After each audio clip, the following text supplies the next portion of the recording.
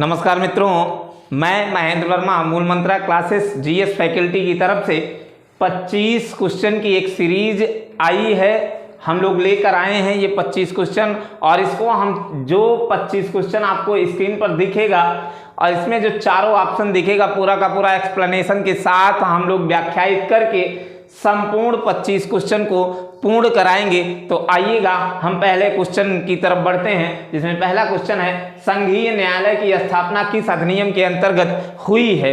ये भारत के संवैधानिक विकास से क्वेश्चन है। पहला क्वेश्चन है जिसमें पहला ऑप्शन कह रहा है कि 1919 क्या है। ये 1919 में क्या कहता है कि 1919 में मॉन्टेस्क्यू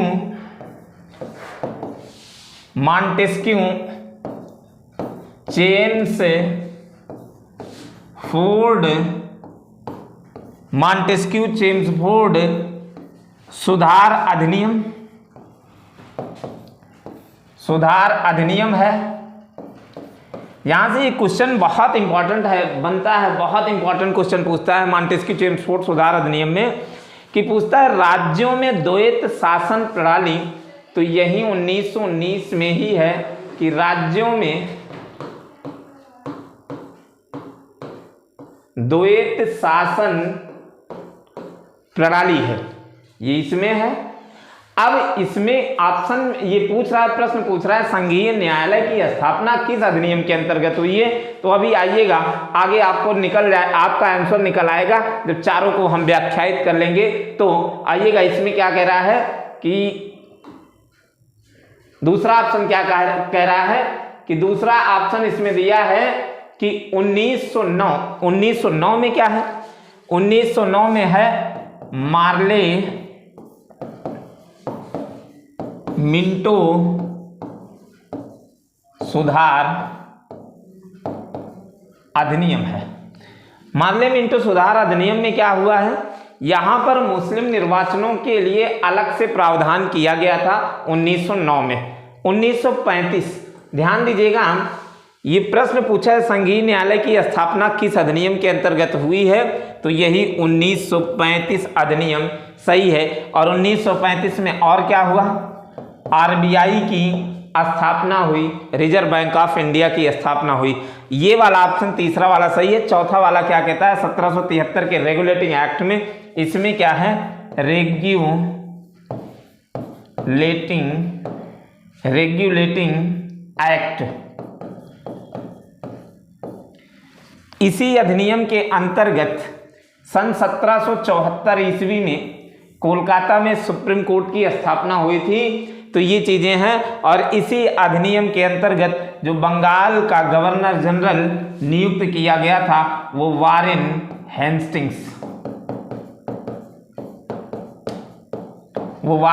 हेस्टिंग्स था।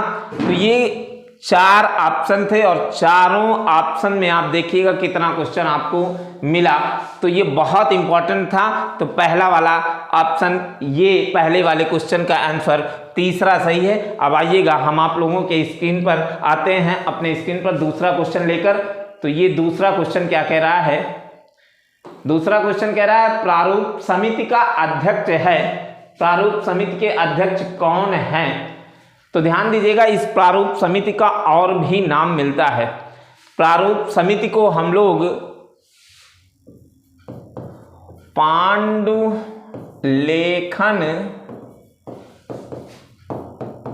समिति के नाम से जानते हैं, ड्राफ्ट कमेटी के नाम से भी जानते हैं। तो प्रारूप समिति में के अध्यक्ष डॉक्टर भीमराव अंबेडकर थे। ये ध्यान दीजिएगा, डॉक्टर भीमराव अंबेडकर थे। इन्हीं के द्वारा, इसी समिति के द्वारा 3 वाचन किए गए थे भारतीय संविधान में। तो ध्यान दीजिएगा, पहला वाचन हम लोग देख लेते हैं। पहला वाचन है 4 से 9, 4 नवंबर 1949 से 4 नवंबर 1948 से 9 नवंबर 1948 है। दूसरा 4 से 9 हुआ पहला। दूसरा क्या कहता है दूसरा है, दूसरे में 4 नवंबर, 9 नवंबर, 15 नवंबर 1948 से 17 अक्टूबर 1949। और तीसरा है, तीसरे में तीसरा 14 नवंबर 1949 से यहां लिख दे रहे हैं 26 नवंबर 1949 तक। ये 3 वाचन किए गए थे इसी समिति के द्वारा। बहुत इंपॉर्टेंट है ये, बार बार ये चीजें पूछता है एग्जाम में। पहला है 4 नवंबर से 1948 से 9 नवंबर 1948, दूसरा है 15 नवंबर से 17 अक्टूबर 1949 और तीसरा है 14 नवंबर 1949 से 26 नवंबर 1949 तक ये चीजें हैं। तो प्रारूप समिति के अध्यक्ष डॉक्टर भीमराव अंबेडकर थे। टोटल इसमें कुल अध्यक्ष को लेकर टोटल सदस्यों की संख्या कितनी थी? 7। और अगर अध्यक्ष को छोड़ दिया जाए तो कितने थे? 6। अध्यक्ष को लेकर 7 थे और सदस्यों की संख्या 6 थी। अब आइएगा, इसमें ऑप्शन में दे रहा है, ऑप्शन में कह रहा है पंडित जवाहरलाल नेहरू। ये किसके अध्यक्ष थे? तो ये संघ समिति के थे, ये संघ समिति के अध्यक्ष थे। डॉक्टर राजेंद्र प्रसाद, ध्यान दीजिएगा यहां पे, डॉक्टर राजेंद्र प्रसाद नियम समिति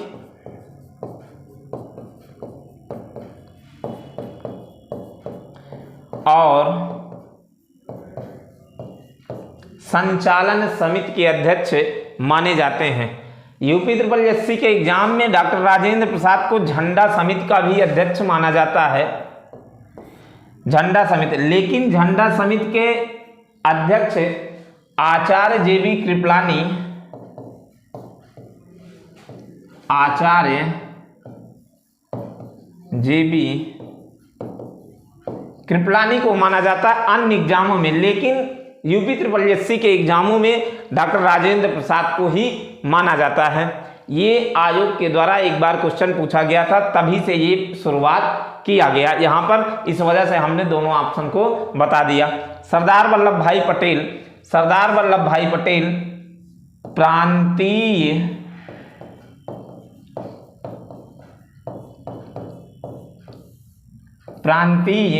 समिति के अध्यक्ष माने जाते हैं। तो ये इस प्रकार से आपका दूसरा क्वेश्चन रहा आपके स्क्रीन पर। अब आइएगा हम तीसरे क्वेश्चन की बात करते हैं। तीसरा क्वेश्चन क्या कह रहा है? तीसरा क्वेश्चन कह रहा है मौलिक अधिकार किस देश से लिया गया? मौलिक अधिकार, ध्यान दीजिएगा यहाँ पे ऑप्शन में दिख रहा है रूस। रूस से क्या? रूस से लिया गया है मौलिक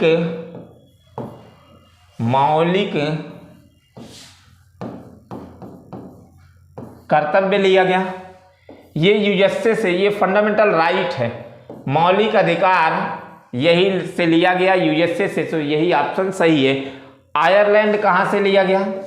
आयरलैंड, आयरलैंड से क्या लिया गया है? नीति निदेशक तत्व, नीति निदेशक तत्व लिया गया। फ्रांस, फ्रांस से क्या लिया गया? गणतंत्रीय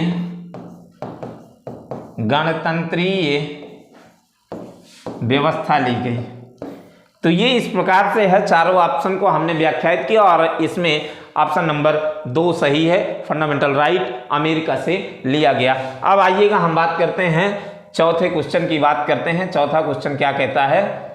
चौथा क्वेश्चन कह रहा है कि काम की न्याय संगत दशा, काम की न्याय संगत दशा किस अनुच्छेद में वर्णित है? तो ध्यान दीजिएगा, काम की न्याय संगत दशा आर्टिकल 17 में क्या कह रहा है? अस्पृश्यता का अंत, अस्पृश्यता का अंत, अस्पृश्यता का अंत किया गया। अर्थात इसको हम कहते हैं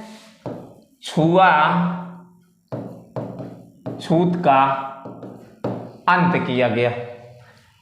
आर्टिकल 40 में क्या कहता है? ग्राम पंचायत ग्राम पंचायत का गठन किया गया। आर्टिकल 42 यही काम की न्याय संगत दशा है। आर्टिकल 50 में क्या है, कार्यपालिका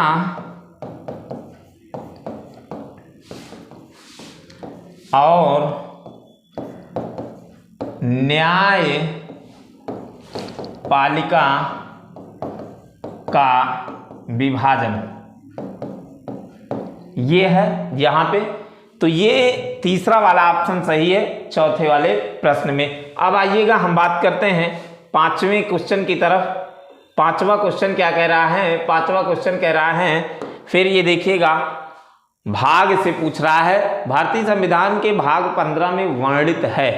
क्या वर्णित है, तो ध्यान दीजिएगा, भाग 15 में यही निर्वाचन आयोग ही वर्णित है, जो आर्टिकल 324 से लेकर आर्टिकल 329 तक है। ग्राम पंचायत किस भाग में है, भाग 9 में है। आर्टिकल 243 का से लेकर और 243 अड़ा तक है। 29 विषय और 16 आर्टिकल ग्राम पंचायत में है। मौलिक कर्तव्य भाग 4A या 51A कह दीजिए, चाहे का कह दीजिए।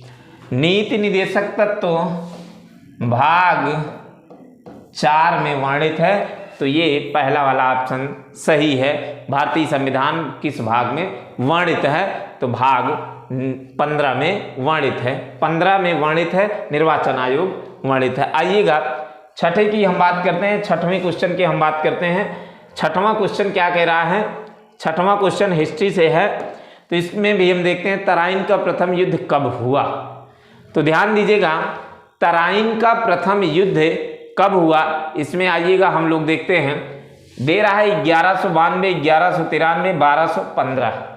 तो ध्यान दीजिएगा, तराइन का युद्ध जो हुआ था 1191, 1192, 1193।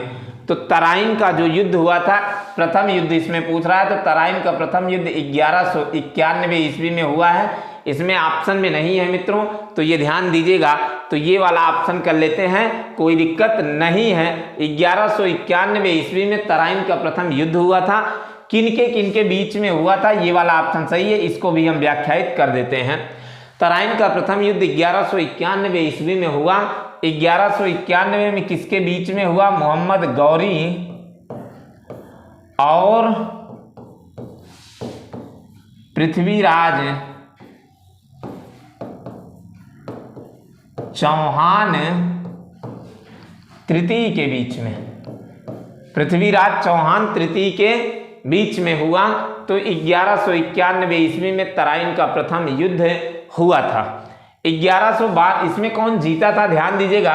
पहला युद्ध पृथ्वीराज चौहान जीत गए थे, तराइन का प्रथम युद्ध, और मोहम्मद गौरी हार गए थे।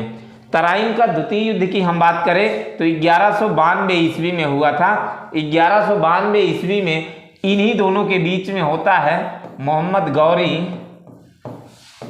और पृथ्वीराज चौहान तृतीय के बीच में।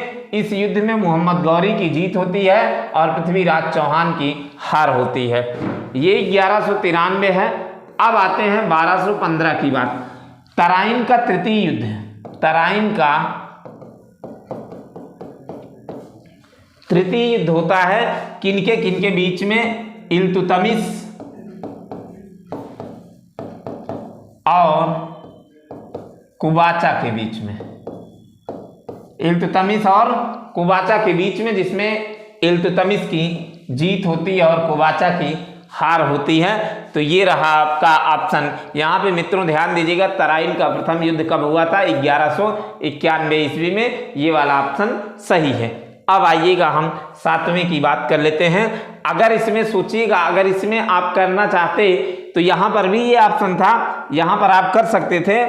कि इनमें से कोई नहीं, ये वाला ऑप्शन आप चूज कर सकते थे, इनमें से कोई नहीं, चाहे ये कर लीजिएगा, चाहे यहाँ पे हमने एक्सप्लेन भी कर दिया है तो इसको भी आप कर सकते हैं, चाहे इसमें कोई दिक्कत नहीं है।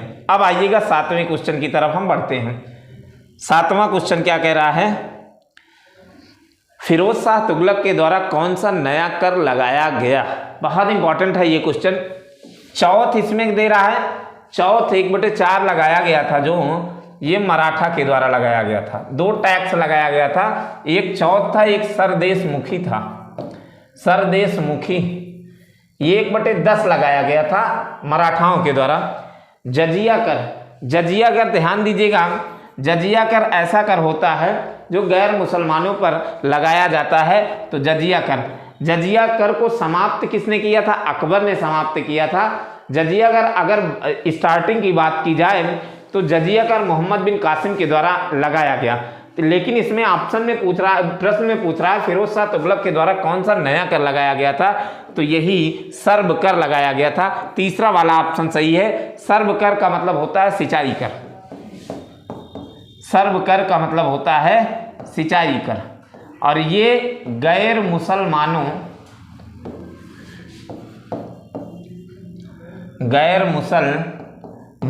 से लिया जाने वाला टैक्स होता है। खम्स कर जो होता है वो लूट का कर होता है।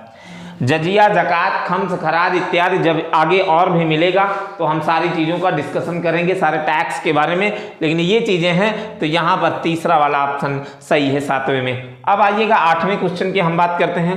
8वां क्या कह रहा है, 8वां क्वेश्चन बहुत इंपॉर्टेंट है मित्रों, यहाँ पर कंफ्यूज नहीं होना है, जरा ध्यान दीजिएगा। स्वर्ण मंदिर किसके द्वारा बनाया गया। स्वर्ण मंदिर कहाँ है, स्वर्ण मंदिर अमृतसर में है। स्वर्ण मंदिर अमृतसर में है, तो इनकी बात हम कर लेते हैं। अमृतसर में ध्यान दीजिएगा, इसमें गुरु अर्जुन देव सिंह कह रहा है। गुरु अर्जुन देव सिंह सिख के 5वें गुरु थे, ये 5वें गुरु थे। जहांगीर के द्वारा इनको फांसी दे दी गई थी, जहांगीर के द्वारा फांसी दे दी गई थी। इनकी हम बात कर लेते हैं। राणा रणजीत सिंह एक राजा थे, ये वहाँ के। गुरु तेग बहादुर सिंह औरंगजेब के समकालीन थे, और गुरु नानक संस्थापक थे सिख संप्रदाय के, संस्थापक सिख संप्रदाय के थे। जरा आप सुनिएगा, अपने आप क्लियर हो जाएगा। 10 गुरु थे जिसमें हम लोगों ने ट्रिक बनाया था, हम लोग पढ़ाते भी हैं ऑफलाइन क्लास में। गुरु अंगद, अमरदास, रामदास, अर्जुन से कहे, हरे गोविंद, हरे राय, हरे किशन, और उसके बाद 2 गुरु जो होते हैं 9वें और 10वें, गुरु तेग बहादुर और गुरु गोविंद सिंह। तो आइएगा जरा ध्यान दीजिएगा, बात करते हैं अमरदास। अमरदास की एक पुत्री थी भान बीबी, जिसको 500 बीघा अकबर के द्वारा जमीन दान में दे दी गई थी, और वो वही जमीन पर रामदास के द्वारा उसी जमीन पर 500 बीघा में तालाब खुदवाया गया। जब तालाब खुदवाया गया तो तालाब में अर्जुन देव के द्वारा किस मंदिर का निर्माण कराया गया, हर मंदिर का निर्माण कराया गया, हर मंदिर का निर्माण कराया गया। और हर मंदिर अर्जुन देव, अगर हर मंदिर पूछे तो अर्जुन देव, इसी हर मंदिर के चारों तरफ एक सोने की चादर किसने लगवाई, राणा रणजीत सिंह लगवाई। और राणा रणजीत सिंह के द्वारा जब ये चादर लगवाई गई तो वहां से इसका नाम क्या हो गया, स्वर्ण मंदिर हो गया। तो ध्यान दीजिएगा, चादर जो लगवाई राणा रणजीत सिंह ने लगवाई, लेकिन मंदिर का नाम क्या था, मंदिर का नाम वर्तमान समय में स्वर्ण मंदिर है। स्वर्ण मंदिर, अगर मित्रों स्वर्ण मंदिर पूछे तो ध्यान दीजिएगा, स्वर्ण मंदिर का निर्माण गुरु अर्जुन देव ने करवाया। अगर बात करें सोने की चादर किसने लगवाई तो राणा रणजीत सिंह। ऑप्शन नंबर 1 सही है। तो ध्यान दीजिएगा, अलग अलग तरीके से चाहे जैसे क्वेश्चन पूछे आप चाहे जैसे उत्तर दे सकते हैं। तो ये ध्यान दीजिएगा, यहाँ पे पहला वाला ऑप्शन सही है, गुरु अर्जुन देव। अब आइएगा 9वें क्वेश्चन की बात करते हैं। 9वां क्वेश्चन कह रहा है, 9वां क्वेश्चन कह रहा है किस अभिलेख, हिस्ट्री का क्वेश्चन है, बहुत इंपॉर्टेंट है, ध्यान दीजिएगा। किस अभिलेख की किस अभिलेख को रानी का अभिलेख कहा जाता है? पहला है कौशाम्बी का अभिलेख, यही सही है। इलाहाबाद में है कौशाम्बी का अभिलेख, इसी को हम रानी का अभिलेख कहते हैं। गुर्जरा, मास्की, भाब्रू है ये होता है भाब्रू का अभिलेख। आइएगा जरा, गुर्जरा कहाँ है? गुर्जरा मध्य प्रदेश के दतिया जिले में है। मास्की कहाँ है? कर्नाटक में है। भाब्रू कहाँ है? राजस्थान में है। मास्की में अशोक को बुद्ध शाक्य कहा गया, बहुत इंपॉर्टेंट है। तो ये रानी का अभिलेख पूछा है, तो यही कौशाम्बी का अभिलेख है। ये 9वां क्वेश्चन है आपका, सही है। अब आइएगा 10वें क्वेश्चन की हम बात करते हैं। 10वें क्वेश्चन में क्या कह रहा है? 10वां क्वेश्चन, सुभाष चंद्र बोस ने निम्न में से कौन सा नारा दिया? सुभाष चंद्र बोस ने निम्न में से कौन सा नारा दिया? तुम मुझे खून दो, मैं तुम्हें आज़ादी दूंगा। बिल्कुल यही दिए थे। जय हिंद भी दिए थे। तो इसमें ऑप्शन में कह रहा है ए और बी, तो ए और बी दोनों सही हैं। यही ऑप्शन नंबर सी सही माना गया, सी सही है। तो ध्यान दीजिएगा, दोनों नारा सुभाष चंद्र बोस के द्वारा दिया गया। अब आइएगा हम 11वें क्वेश्चन की तरफ बढ़ते हैं। 11वां क्वेश्चन क्या कह रहा है इसमें? फिनिक्स फार्म की स्थापना महात्मा गांधी ने किस वर्ष की? तो ध्यान दीजिएगा 1904 ईस्वी में की, दक्षिण अफ्रीका में। डरबन से 40 किलोमीटर दूर लगभग पड़ता है। तो 1904 ईस्वी में दक्षिण अफ्रीका में महात्मा गांधी के द्वारा 1904 ईस्वी में किया गया। 1885 ईस्वी में 28 दिसंबर 1885, याद है, ध्यान दीजिएगा 28 दिसंबर 1885 ईस्वी में भारतीय राष्ट्रीय कांग्रेस की स्थापना होती है। 1930 ईस्वी में ध्यान दीजिएगा दांडी, 12 मार्च 1930 ईस्वी में दांडी यात्रा महात्मा गांधी के द्वारा। 1942 में भारत छोड़ो आंदोलन की शुरुआत, भारत छोड़ो आंदोलन होता है। तो ये चीजें हैं, अलग अलग जो ऑप्शन दिए रहते हैं अलग अलग किसी ना किसी घटना से संबंधित होते हैं। तो ये चारों ऑप्शन है। अब आइएगा, चारों में पहला वाला ऑप्शन सही है। 12वें क्वेश्चन की हम बात करते हैं। 12वां क्या कहता है? 12वां क्वेश्चन कह रहा है, भारत में राष्ट्रीय आय का आकलन सबसे पहले किसने किया? तो ध्यान दीजिएगा दादा भाई नौरोजी ने किया है। दादा भाई नौरोजी ने भारत में राष्ट्रीय आय का आकलन जो 20 रुपए प्रति व्यक्ति आय बताया है, पर कैपिटा इनकम इन्होंने बताया था। उसके बाद BKRB राव हैं दूसरे, फिर उसके बाद PC महान लोविस हैं। तो पहला 1868 ईस्वी में दादा भाई नौरोजी के द्वारा 67-68 ईस्वी में दादा भाई नौरोजी ने, जिन्हें ग्रांड ओल्ड मैन के नाम से जाना जाता है। तो ये 12वां क्वेश्चन का आंसर है दादा भाई नौरोजी। अब आइएगा हम बात करते हैं 13वें क्वेश्चन की तरफ बढ़ते हैं। 13वां क्वेश्चन क्या कहता है? WTO वर्ल्ड ट्रेड ऑर्गेनाइजेशन का मुख्यालय कहाँ स्थित है? WTO जेनेवा ऑप्शन सही है। बहुत बार ये पूछा गया है WTO का मुख्यालय कहाँ स्थित है। तो ध्यान दीजिएगा जेनेवा में ये स्थित है। तो ये 13वां में दूसरा ऑप्शन सही है। अब आइएगा हम बात करते हैं 14वें क्वेश्चन की हम बात करते हैं। 14वें क्वेश्चन में कह रहा है, कौन सी नदी को बंगाल का शोक? ध्यान दीजिएगा, 1 मिनट इसको दिख नहीं रहा है तो थोड़ा सा ये ऐसे हम कर लेते हैं, तो स्क्रीन को नीचे करके फिर देख लीजिएगा पूरा का पूरा।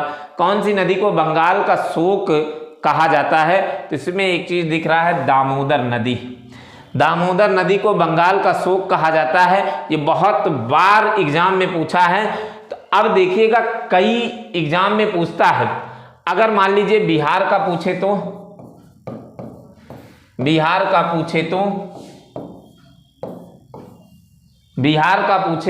तो कोसी को माना जाता है।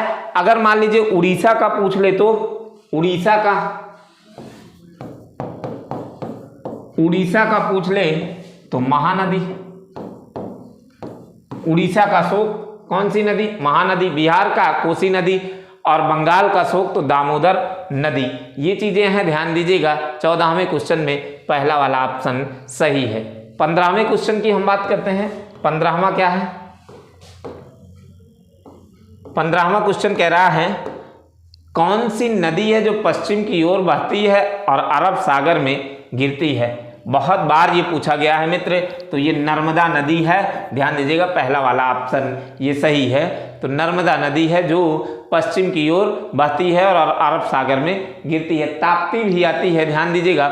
नर्मदा, ये नर्मदा मध्य प्रदेश से अमरकंटक से निकलती है, अमरकंटक से ये निकलती है मध्य प्रदेश होकर। ये ध्यान दीजिएगा, नर्मदा कहाँ है? मध्य प्रदेश। तो ये ध्यान दीजिएगा, बहुत बार एग्जाम में पूछा है कौन सी नदी है जो पश्चिम की ओर बहती है और अरब सागर में गिरती है? तो नर्मदा नदी है। अब आइएगा 16वें क्वेश्चन की हम बात करते हैं। 16वां क्वेश्चन क्या कहता है? कई बार पूछा गया, लड़ो और उड़ो हार्मोन किसे कहा जाता है? तो लड़ो और उड़ो हार्मोन एंड्रिनल को कहा जाता है। एंड्रिनल ग्रंथि होती है पीयूष मास्टर ग्रंथि, इसी का नाम है मास्टर ग्रंथि।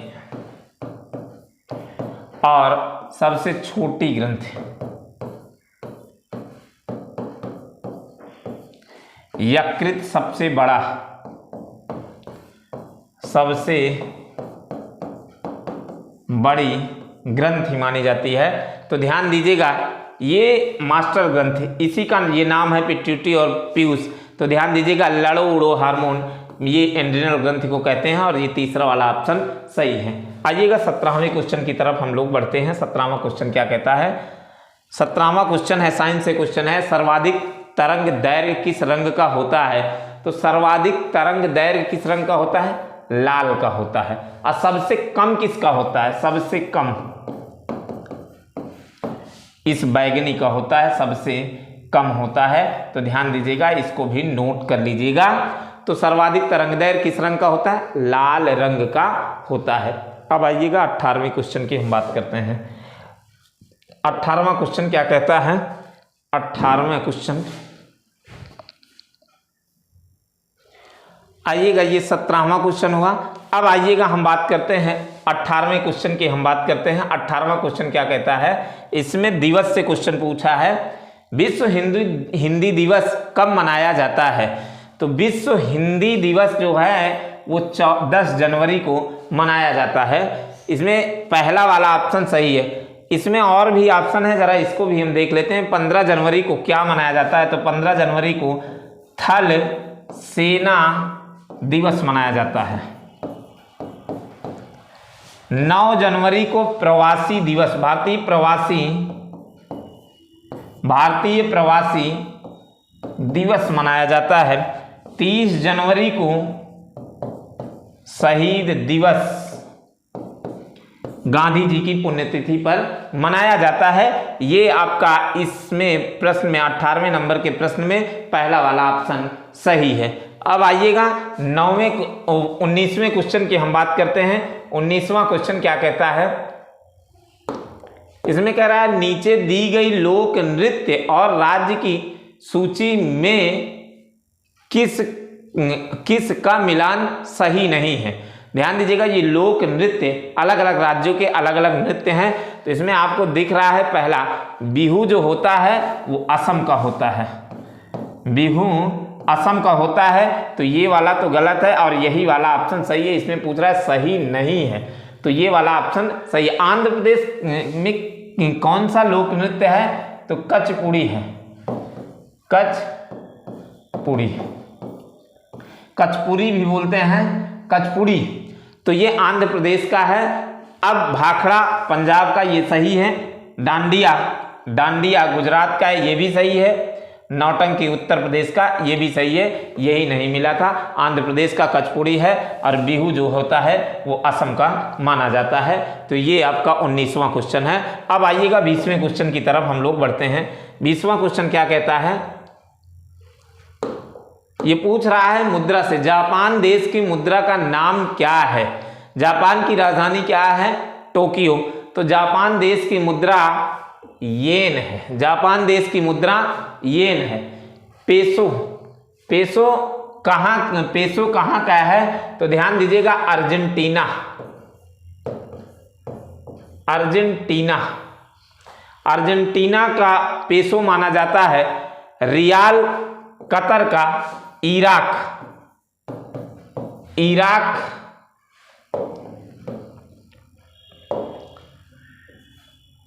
इराक इराक की राजधानी बगदाद, ये इराक की है और ये कतर की, कतर की राजधानी दोहा, ये मानी जाती है। तो ये जापान की राजधानी टोक्यो, जापान देश की मुद्रा का नाम क्या है? येन है, ये है। तो ये चीजें हैं, पहला वाला ऑप्शन सही है 20वें वाले में। अब आइएगा 21वें क्वेश्चन की हम बात करते हैं। 21वां क्वेश्चन क्या कहता है? 21वां क्वेश्चन है, अभी हाल ही की बात है, ये बहुत इंपॉर्टेंट होगा आगे चल के, ये यहाँ से करंट बनता है और बार बार ये पूछता है। तो ध्यान दीजिएगा, अभी पूछेगा आने वाले एग्जाम में, उम्मीद है। वर्ष 2023 में पद्म विभूषण से सम्मानित किया गया, तो माननीय मुलायम सिंह यादव जी को अभी ये चीज़ें सम्मानित किया गया पद्म विभूषण से। तो 21वें क्वेश्चन में तीसरा वाला ऑप्शन ये सही है। अब आइएगा हम 22वें क्वेश्चन की हम बात करते हैं। 22वां क्वेश्चन ये भी आइएगा, अंतर्राष्ट्रीय मुद्रा कोष का मुख्यालय कहाँ है? अंतर्राष्ट्रीय मुद्रा कोष का मुख्यालय कहाँ है? वाशिंगटन डीसी में है। यूएनओ, ये संयुक्त राष्ट्र संघ का New York. WHO World Health Organization Geneva, ये सब आपकी स्क्रीन पर आपको दिख रहा है। काठमांडू सार्क दक्षिण एशियाई क्षेत्रीय सहयोग संघ है। तो ध्यान दीजिएगा, अंतर्राष्ट्रीय मुद्रा कोष का मुख्यालय कहाँ है? वाशिंगटन डीसी में है। अब आइएगा हम 23वें क्वेश्चन की हम बात करते हैं। 23वां क्वेश्चन क्या कह रहा है? 23वां क्वेश्चन, फीफा वर्ल्ड कप 2022 की विजेता टीम कौन सी रही? तो ध्यान दीजिएगा, ये अर्जेंटीना थी, अर्जेंटीना थी। किसको हराई थी? फ्रांस को हराई थी। ये ध्यान दीजिएगा। तो बी वाला, दूसरा वाला ऑप्शन सही है, अर्जेंटीना है। तो ये 2022 की विजेता रही फीफा विश्व कप की। तो ये 23वां क्वेश्चन है। अब आइएगा 24वें क्वेश्चन की हम बात करते हैं। 24वां कह रहा है 26 जनवरी, कह रहा है 26 जनवरी 2023 को गणतंत्र दिवस पर मुख्य अतिथि कौन थे? तो ध्यान दीजिएगा कौन था? तो ध्यान दीजिएगा, मिस्र के राष्ट्रपति आए थे। तो मिस्र के राष्ट्रपति आए थे, इसमें पहला वाला ऑप्शन सही है। अब आइएगा 25वें क्वेश्चन की हम बात करते हैं। 25वां क्वेश्चन क्या कह रहा है? 25वां क्वेश्चन कह रहा है रणजी ट्रॉफी 2022 की विजेता टीम कौन सी है? बार बार ये चीजें एग्जाम में पूछता है। तो मध्य प्रदेश में ये चीजें हैं, मध्य प्रदेश है। रणजी ट्रॉफी 2022 की विजेता टीम कौन है? मध्य प्रदेश। किसको हराया था? मुंबई को, मुंबई को हराई थी। ये मध्य प्रदेश में, मध्य प्रदेश ने जीता था। रणजी ट्रॉफी 2022 की विजेता टीम थी मध्य प्रदेश। अब ध्यान दीजिएगा, आगे ये आपकी स्क्रीन पे जो चीजें ये आ रही है, यहाँ पे लिखा गया है thanks for watching, subscribe, like. तो मित्रों, अगर हमारी वीडियो पसंद आए, ये सीरीज अगर पसंद आए तो लाइक करिएगा, सब्सक्राइब करिएगा, कमेंट करिएगा। अगले वीडियो के लिए सब्सक्राइब करते रहिए चैनल को और अपने मित्रों को भी भेजिए, ज़्यादा से ज़्यादा शेयर करिए। जय हिंद, जय भारत।